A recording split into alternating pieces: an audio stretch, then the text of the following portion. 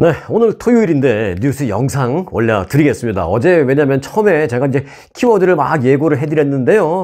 뭐 아시는 분은 아시고 그냥 넘어가신 분도 계시겠습니다만은 키워드를 여러 개 예고를 해드렸는데 나중에 이제 기계 문제가 좀 발생을 해서 영상을 다 만들어 놓고도 몇 가지 키워드만 예고한 걸 못 올려드린 그런 부분들이 있습니다. 그래서 그것과 해서 또 오늘 새로 나온 소식들 해서 몇 가지를 좀 중요한 소식이 또 오늘 좀 있습니다. 그래서 묶어서 좀 전해드리려고 주말 보너스 영상 만들어 봤습니다.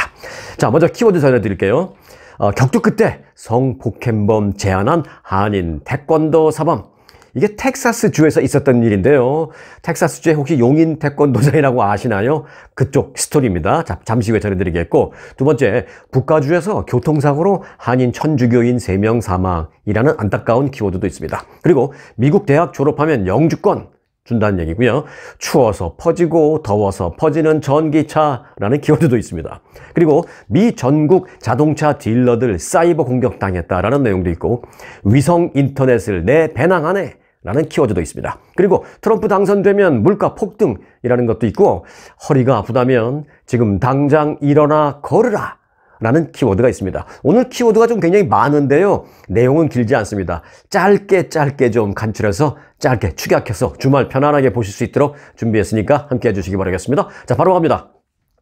격투 끝에 성폭행범 제한한 제압한. 이거 발음도 잘 안 되네요. 너무 제가 기분이 좋아서 흥분했나 봐요. 격투 끝에 성폭행범 제압한 한인 태권도 사범입니다. 바로 그냥 제압해서 경찰에 체포하게 넘겼습니다. 자, 텍사스주에서는요, 태권도장을 운영하는 한인 가족이 옆 업소에서 성폭행을 당할 뻔한 여직원을 구해내서 지역사회의 영웅으로 떠올랐습니다. 한국에서 군복무도 했고요. 그리고 현재 도장을 운영하는데 태권도 8단, 블랙벨트 8단으로 17년째 이곳에서 용인 태권도장을 운영하고 있는 올해 59살의 한인 남성 한안 씨, 라스네임은 아닙니다. 한안 씨의 그 당사자와 부인 그리고 3자녀가 지난 18일 오후 태권도장 바로 옆 매장에서 여자 비명소리를 들었습니다. 안 씨의 가족들은 해당 매장으로 가서 소리가 들려온 뒤쪽 방문을 열었더니 한 젊은 여직원의 그 위에 한 남성이 올라있는 것을 발견했습니다. 한 손은 여성의 입을 막고 다른 한 손은 부적절하게 여성의 몸을 막 만지고 있는 것으로 확인이 됐습니다.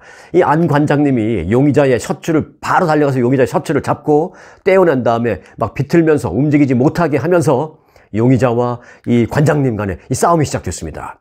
이 몸싸움 과정에서 용의자는 안 씨의 팔과 목을 막 물고 핥히고, 이게 정식으로 시합을 한다든지 대련을 한다든지 정식으로 격투를 한다면 이 관장님이 태권도 8단이신데 못 이길 게 뭐 있겠어요. 근데 막 물고 뜯고 핥히고 하니까 이분도 아무리 막 태권도가 8단이어도 제압하는데 쉽지는 않으셨겠죠. 그 용의자 남성은 20살입니다. 막 물고 뜯고 핥히고 막 그 안 관장님한테 그렇게 했습니다. 그래서 안 씨는 한쪽 팔로 공격을 막 막아내면서 용의자를 제압해서 결국은 바닥에 엎드리게 만들고 체포를 할 수 있도록 만들어 놓은 후에 출동한 경찰에게 넘겼습니다. 자, 이 가족은요, 아버지 안 관장님 59살, 그리고 아내 55살의 홍모 씨, 그리고 아들 20살의 사이먼, 같은 20살인데 저쪽 용의자는 참 성폭행 범인이고요. 이쪽 사이먼은 아주 영웅 아들입니다. 20살, 그리고 18살의 크리스찬, 그리고 22살의 딸 한나 씨, 이렇게 5명의 가족이 다 그날 이 일을 같이 했습니다. 비명소리를 처음 들었을 때 안 관장님의 가족은 옆 가게에서 소란스러운 무슨 장난이 벌어지고 있는 정도로만 생각을 처음엔 했었답니다. 그런데 이제 아들 사이먼은 두 번째 비명소리를 들었을 때 아빠 이거 좀 이상하다라고 말을 했답니다.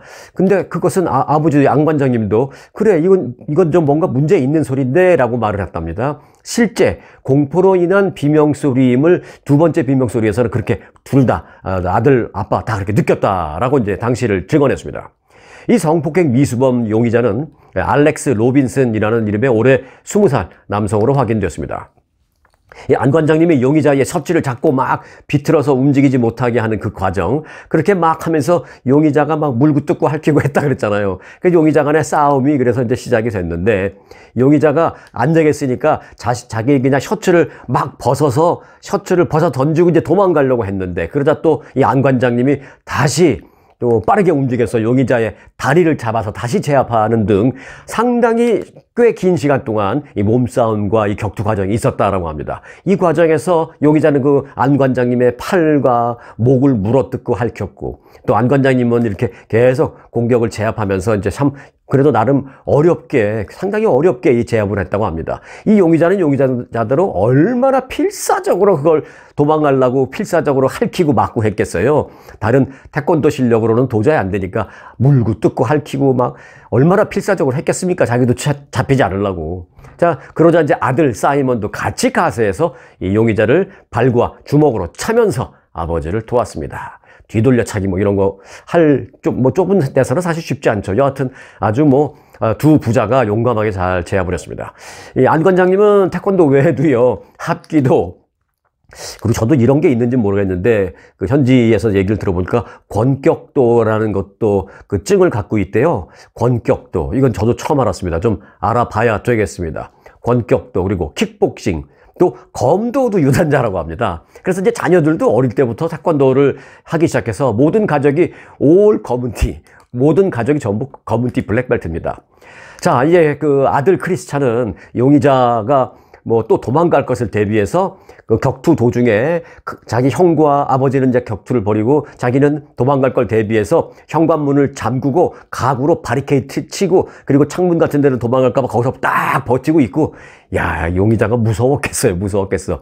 그렇게 했고요. 그리고 아내 홍 씨와 딸 한나 씨는 그 패닉 상태에 빠져 있는 피해 여성을 그 자신의 밖으로 나와서 자신들의 그 태권도장으로 피신시키는 등, 이 아버지와 아들은 아주 현행범과 격투를 벌이고, 엄마와 딸은 피해 여성을 태권도장에 데려와서 보호하는 등 아주 마치 영화의 한 장면처럼 척척 손발을 맞춰서 상황에 잘 대처하는 그런 모습을 보였습니다. 이 패닉에 빠졌던 그 피해 여성, 태권도장으로 이렇게 피신시켜서 태권도장에서 딱 지켜주니까 얼마나 든든했겠어요. 거기 이제 태권도 수련 받으려고 온 많은 또 이제 건장한 그런 수련생들이 또 있고, 그러니까 얼마나 마음이 편했겠습니까? 그 순간.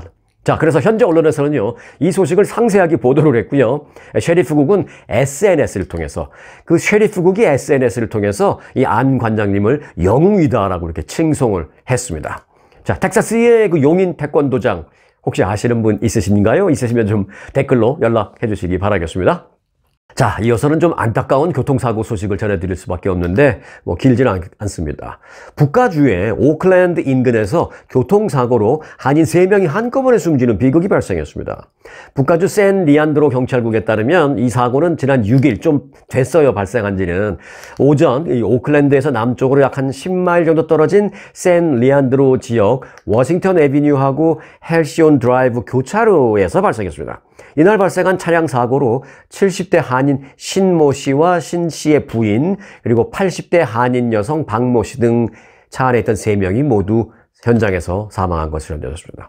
숨진 환자들은 모두 이제 오클랜드에 거주하는데, 오클랜드에 있는 성 김대건 한인 천주교회에 다니는 천주교 신자들인 것으로 전해졌습니다. 안타까운 소식 전해드렸습니다. 자, 다음 키워드입니다. 미국 대학 졸업하면 영주권 준다 입니다. 요건 이제 정해진 건 아니고요. 트럼프 전 대통령이 이제 내가 당선되면 그렇게 하겠다라는 얘기입니다. 자, 스토리를 전해드릴게요. 트럼프 전 대통령이 미국에서 대학을 졸업한 외국인들에게 자동으로 영주권을 발급해주는 방안을 추진할 수 있다라고 밝혔습니다. 유학생으로 왔다가 졸업하고 돌아가면 돌아가는 거지만, 돌아가지 않고 이제 OPT 같은 걸로 해서 이제 일을 좀 하면서 나 영주권 받을래요 하면은, 미국에서 대학 졸업했어? 그래? 미국에 계속 살고 싶어? 네. 영주권 주겠다는 것입니다. 미국 트럼프 전 대통령이 그렇게 한 취지도 좀 있습니다. 물론 될지 안 될지는 모르지만 이제 취지는 이렇게 말했어요. 미국 대학 졸업생이라면 졸업장과 함께 자동적으로 영주권을 부여받아야 한다라고 말했습니다. 그리고 2년제 대학 졸업생도 마찬가지로 영주권을 받을 수 있게 하겠다라고 말했고요. 또 내가 대선에서 승리한다면 재임 첫날부터 이 정책을 바로 추진하겠다라고 말했습니다. 이렇게까지 말하는 거 보면 상당히 의욕적인 건데요. 그러면서 트럼프 전 대통령이 내가 이 정책을 하겠다라고 하는 이유는 있다라고 말하면서 뭐라고 말했냐면, 또 이 부분은 일견 이해도 됩니다. 뭐라고 말했냐면 미국에 유학 가서 미국에서 공부 잘하고 인도, 중국 이렇게 다시 자기 나라로 돌아간 그 사람들이 돌아간 그 나라에서는 사업을 크게 벌여서 성공적으로 벌여서 천만장자, 억만장자가 되는 사람이 많다라면서 그러니까 그만큼 미국에서 공부를 잘 배워서 똑똑해진 거죠. 또 사업을 잘할 수 있는 그런 기반을 한 거죠. 그런 사람들이 많다라면서 이런 사람들이 돌아가지 않고 미국에 남아서 미국의 영주권을 받고 미국에서 산다면 미국 사업에, 미국 기업체에 기여할 수 있는 그런 인재들인데 그런 인재들을 붙잡는 노력이 나는 필요하다고 본다. 이렇게 말한 것입니다. 일견 또 이해는 됩니다.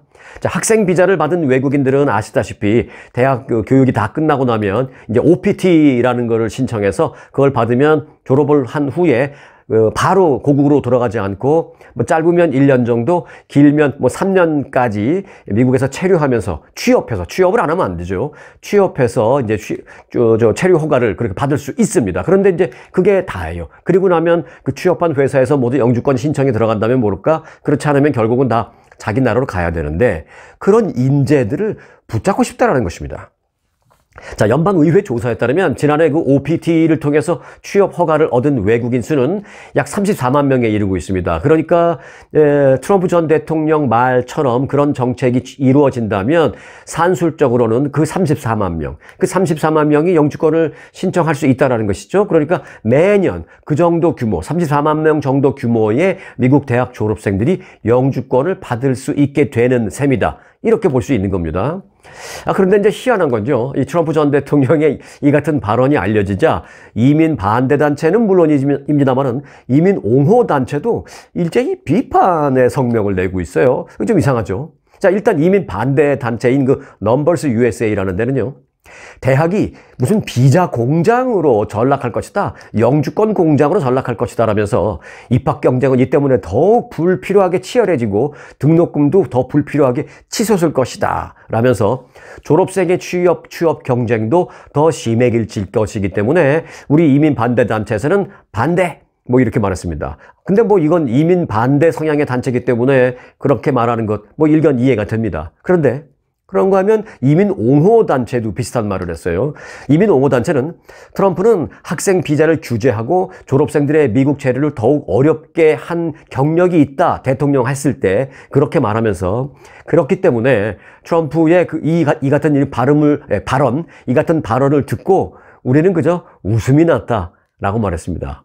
이게 무슨 말이냐요? 예, 당장 표를 얻기 위해서 하는 그런 말로밖에는 우리는 들리지 않는다라는 그런 의미입니다. 네, 이것도 뭐 일견 이해는 됩니다만은 실제로 추진을 한다면 뭐 이거 이민 사회에서는 상당히 획기적인 정책인 것만은 사실입니다. 저는 트럼프 전 대통령 스타일상 할 수도 있다라고 봅니다. 뭐 불법 이민은 강력하게 막지만 이런 인재들에게는 베네핏을 주는 거 아주 그 사업가적인 스타일이잖아요. 그래서 추진할 수도 있다고 보는데 여하튼 이런 발언을 했다. 그래서 지금 이민사회에 크게 관심을 끌고 있다는 내용 전해드렸습니다.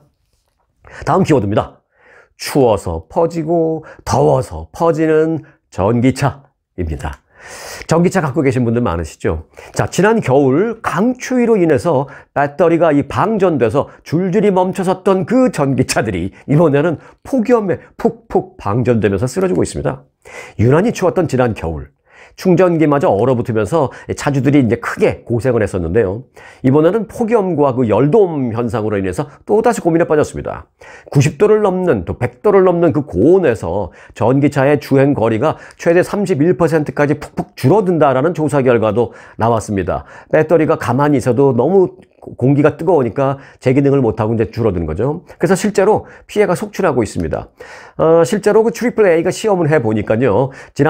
이번 여름 그 햇볕 아래, 뜨거운 햇볕 아래 주차해 놓은 차의 경우에 충전량이 20% 정도 줄어들었다는 것입니다. 그러니까 자연 방전된 거죠. 100% 충전을 해놓고 뜨거운 햇볕에 몇 시간을 주차해 놨다가 다시 보니까 배터리가 가만히 있었는데 20%가 줄어들었다는 겁니다.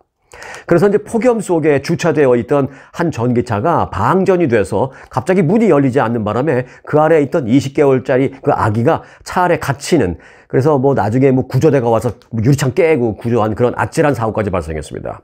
전문가들은 그 방전을 피하기 위해서는 가능한 한 전기차는 그늘에 주차할 것 또는 그러하지 차고에 주차할 것 이렇게 조언을 하고 있습니다. 하지만 뭐 어디까지나 이건 임시방편이죠. 뭐 누구는 그늘에 주차하고 싶지 않은 사람이 있겠습니까? 하지만 뭐 그게 여의치 않은 경우가 많잖아요. 무슨 마켓 같은 데 갔을 때 거기 뭐 그늘이 얼마나 있겠습니까? 없죠. 그리고 무슨 사무실에 일하러 갔는데 지하주차장이라면 모를까 그냥 평그라운드 레벨이라면 그늘이 없으니까 7시간, 8시간 일하고 나왔을 때 이게 방전되어 있을까 봐 걱정하는 그런 전기차 차주들이 상당히 많습니다. 자, 그래서 이제 어디까지나 이런 임시방편이지 뭐 근본적인 문제 해결이 아니다라는 전기차 차주들의 불만이 복잡하고 있는 상황입니다. 전기차 가지고 계신 분들 주차하실 때 유념하시기 바라겠습니다. 다음 키워드입니다. 위성 인터넷을 내 배낭 안에입니다. 내 배낭 안에. 일론 머스크가 만든 그 우주기업 스페이스X가 가방에 넣어서 휴대할 수 있는 그런 크기의 위성 인터넷 안테나를 출시했습니다. 이 안테나만 있으면은 뭐 산꼭대기 뭐 어디 무슨 히말라야 오지에 가서도 그 안테나 착착착착 펴갖고 내가 핸드폰으로 인터넷 쓸 수 있는 거예요. 어디든지 간에. 스페이스X는 이 고객들에게 보낸 이메일에서 휴대용 위성 인터넷 그 단말기 스타링크 미니를 한정 수량으로 판매한다라고 밝혔습니다. 개인적으로 다 가질 수 있다라는 얘기죠. 스페이스X에 따르면 스타링크 미니는 배낭에 또는 아무 가방이나 쉽게 넣을 수 있는 소형 휴대용 키트로 이동 중에도 이 고속 인터넷을 쓸 수 있도록 그렇게 설계가 됐습니다. 위성과 그러니까 하늘에 위성이 있잖아요. 그 위성과 직접 통신을 합니다. 이 안테나가. 그래서 하늘에는 스페이스X, 일론 머스크가 운영하고 있는 스페이스X라는 회사가 공중에 띄워놓고 있는 통신 위성 안테나가 수천 개예요, 지금. 그 위성과 통신하는 이 안테나는 무게는 약 한 2파운드, 크기는 손바닥보다 조금 큰 정도 사이즈, 그 정도입니다. 기존의 스타링크 안테나와 비교하면 크기는 절반으로 줄었고요. 무게는 3분의 1밖에 되지 않습니다. 그러니까 뭐 아무데나 들고 다닐 수 있는 거죠. 일론 머스크는 개인이 직접 하늘에 있는 통신 위성과 연결해서 이 인터넷을 세계 어디에 가서나 사용할 수 있다라면서 이 안테나는 여러분들의 가방 안에, 배낭 안에 넣고 쉽게 다닐 수 있다라고 말했습니다. 그러면서 일론 머스크는 뭐라 그랬냐면 이 제품이 세상을 바꿀 것입니다 라고 했습니다. 일단 말로만이라면 현실적으로는 세상을 바꿀 수 있는 것만은 사실입니다. 근데 뭐 말로만이 아니고요, 실제로 됩니다. 그리고 실제로 판매하고 있습니다. 가격은 얼마냐? 네, 이거 꼭 뭐 제가 파는 것 같은데 제가 파는 건 아니고요, 저는 여러분들에게 정보를 전해드립니다.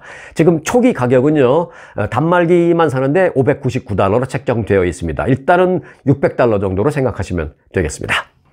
다음 키워드입니다. 미 전국 자동차 딜러 사이버 공격당해입니다. 요거는 공격당해에서 끝났지만 결론은 그래서 판매 중단된 곳이 많습니다. 자, 미국의 자동차 판매 관리 소프트웨어 제공업체인 CDK라고 있습니다. 이 CDK 글로벌이라는 그 회사가 사이버 공격을 받아서 북미 지역 전역에서 10,000곳이 넘는 자동차 딜러 업체의 그 업무가 지금 며칠째 차질을 빚고 있습니다.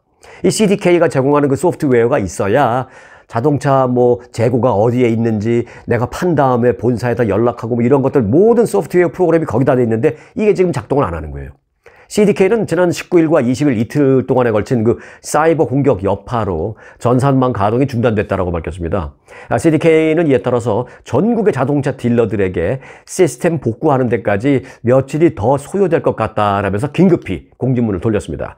CDK는 이 북미 지역의 차량 판매 관리 시스템인 딜러십 관리 시스템을 제공하는 그런 업체입니다. 딜러십 관리 시스템이라는 것은요, 딜러사에 차량 또는 뭐 부품 이런 거에 재고 관리도 다 그 소프트웨어로 하고요. 또 뭐 판매하는 모든 기록, 또 정비한 모든 들어왔다 나왔다 정비하기 위해서 그런 모든 관리 등은 물론이고요. 뭐 파이낸싱 이런 것들, 금융 또는 인슈런스, 보험 서비스 그런 관리까지 모두 다 이 소프트웨어가 필요한데 그 소프트웨어를 관리해주는 그런 전산화 서비스 관리 업체, 이걸 제공하는 데인데 거기가 공격을 받은 겁니다. 이 때문에 이미 그 차량을 구매한 고객들도 차량을 내가 이제 받아야 돼요. 대부분의 경우는 이제 돈 주고 바로 차를 갖고 나오지만 어떤 경우에는 차가 뭐 당장 내 눈앞에 있지 않는 경우에는 어디서 갖고 오고 그러면 일단 내가 사인하고 디파짓하고 좀 기다리잖아요. 근데 내일쯤 올 것 같습니다 해서 이제 디파짓하고 사인하고 왔는데 이게 안 오는 거예요. 인도되지 않는 거예요. 왜? 이 소프트웨어를 사용할 수가 없으니까 저쪽에서도 내보내질 못하고 있는 겁니다. 그래서 차량 인도 시기가 지금 지연되거나 차량 정비를 받지 못하는 그런 사례가 전국적으로 지금 속출하고 있다라는 소식 전해드립니다. 자, 자, 다음 키워드입니다. 트럼프 당선되면 물가 폭등이라는 키워드입니다. 자, 미국의 금융시장의 그 투자자들은요, 사실 지금 아름아름 뭘 준비하고 있습니다. 뭘 대비하고 있습니다. 뭐냐면, 트럼프 전 대통령의 그 관세 정책이 인플레이션을 심화시킬 가능성에 대해서 대비하기 시작했다는 것입니다. 자, 골드만삭스는요, 최근에 공개한 그 보고서에서 트럼프 전 대통령이 당선이 되면 인플레이션 문제, 그러니까 물가가 크게 오를 수 있는 문제, 이게 더 커질 수 있다. 이렇게 자체적으로 결론을 내리고, 그래서 이것에 대비해서 금 매수를 권유한다. 이렇게 밝혔습니다. 뭐 그렇다고 여러분들이 당장 지금 뭐 금을 사시거나 또는 금과 관련된 주식을 사시거나 그런 거를 권유해 드리는 건 아니고요. 보고서 내용에 그렇게 되어 있다라는 정보만 지금 드립니다. 자, 골드만삭스는 관세 등 그 지정학적인 충격이라든지 연준 독립성의 약화라든지 또는 부채 공포 등으로 인해서 인플레이션이 더 악화될 위험에 직면해 있을 수 있고, 트럼프가 당선이 되면, 그래서 그런 경우에 경제가 불확실성을 보이게 될 텐데, 그 경우에는 대체로 우리가 선호하는 게 뭐냐? 금이라는 것이죠. 그래서 경제가 불확실성을 보일 가능성에 대비해서 금 매수를 권유한다. 이렇게 말하고 있습니다.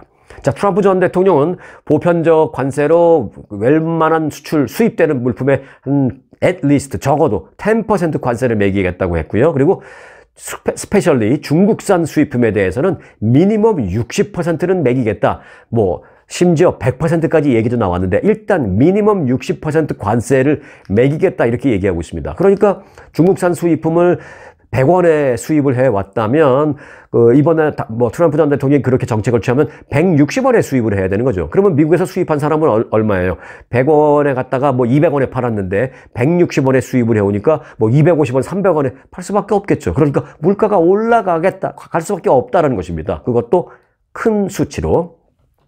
자, 이에 관해서 피터슨 국제경제연구소라고 있는데요. 이 연구소는 일반 가구에서는 그렇게 되면은 1년에 한 $1,700에서 많게는 한 $2,000까지를 더 부담하게 될 것으로 보인다라는 연구 결과 보고서를 냈습니다. 왜냐하면 이제 물가가 올랐으니까 그것에 대해서 돈을 더 쓰게 되니까 1년으로 따지면 웬만한 가정은 한 $2,000 정도 1년 동안 더 쓰게 된다. 뭐 이런 얘기입니다.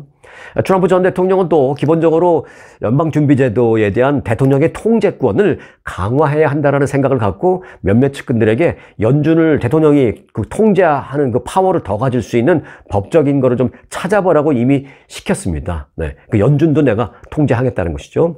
자, 그래서 골드만삭스는 선거에서 공화당이 압승해서 이제 트럼프 전 대통령이 승리를 한다면, 당선된다면 인플레이션 심화 위험이 더 커질 것이다 라고 그렇게 분석을 했습니다. 골드만삭스는 또 트럼프 전 대통령의 그 이민 단속 정책이 그렇게 강력하게 시행이 될 가능성이 높은데, 그렇게 되면 미국 내에서 이제 불편한 진실이죠. 값싼 노동력이 비공개적으로 음지에서 좀 있잖아요.